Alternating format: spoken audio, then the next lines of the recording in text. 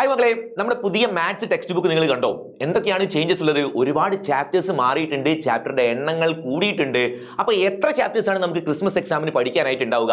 ഇന്ന് നമ്മൾ ഈ വീഡിയോയിലൂടെ നോക്കാൻ പോകുന്നത് നമ്മുടെ ക്രിസ്മസ് എക്സാമിലേക്ക് എത്രമാത്രം ചാപ്റ്റർ നിങ്ങൾക്ക് പഠിക്കാനുണ്ട്, സെക്കൻഡ് പാർട്ട് ടെക്സ്റ്റ് ബുക്കിൽ എത്ര ചാപ്റ്റേഴ്സ് ഉണ്ട്. സോ പാഠങ്ങൾ അറിയാതെ എന്ത് ക്രിസ്മസ് പരീക്ഷ?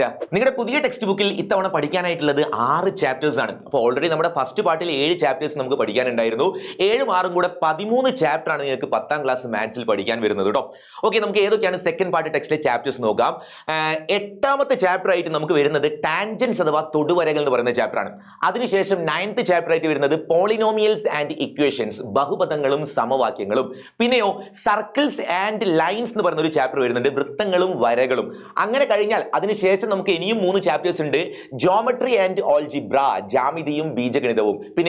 പിന്നെ വരുന്നത് സോളിഡ്സ്, ഘനരൂപങ്ങൾ. ഏറ്റവും അവസാനത്തെ ചാപ്റ്റർ ആയിട്ട് സ്റ്റാറ്റിസ്റ്റിക്സ് അഥവാ സ്ഥിതി വിവരക്കണക്ക്. ഇത്രയും ചാപ്റ്റേഴ്സ് ആണ് നമുക്ക് സെക്കൻഡ് പാർട്ടിൽ വരുന്നത്.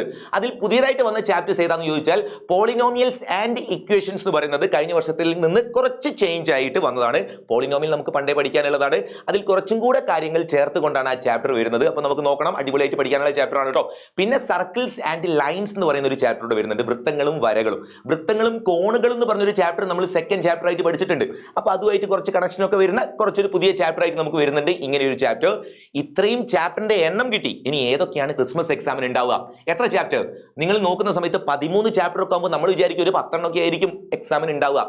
അങ്ങനെയല്ല, 12 ചാപ്റ്ററും നമുക്ക് ക്രിസ്മസ് എക്സാമിലേക്ക് ആവശ്യമായിട്ട് വരുന്നുണ്ട് മക്കളെ. ഏതാ? സോളിഡ്സ് എന്ന് പറയുന്ന ചാപ്റ്റർ വരെ. ആ സോളിഡ്സ് കംപ്ലീറ്റ് ആയിട്ട് ഉണ്ടാവില്ല, സോളിഡ്സിന്റെ ഫസ്റ്റ് ഭാഗം വരെ നിങ്ങൾക്ക് ക്രിസ്മസ് എക്സാമിന് ഉണ്ടാവും, ഘനരൂപങ്ങൾ ചാപ്റ്റർ വരെ. അപ്പൊ ആകെ 13 ചാപ്റ്റർ, അതിൽ 12 ചാപ്റ്ററും നമുക്ക് ക്രിസ്മസ് എക്സാമിന് പഠിക്കാനുണ്ട്.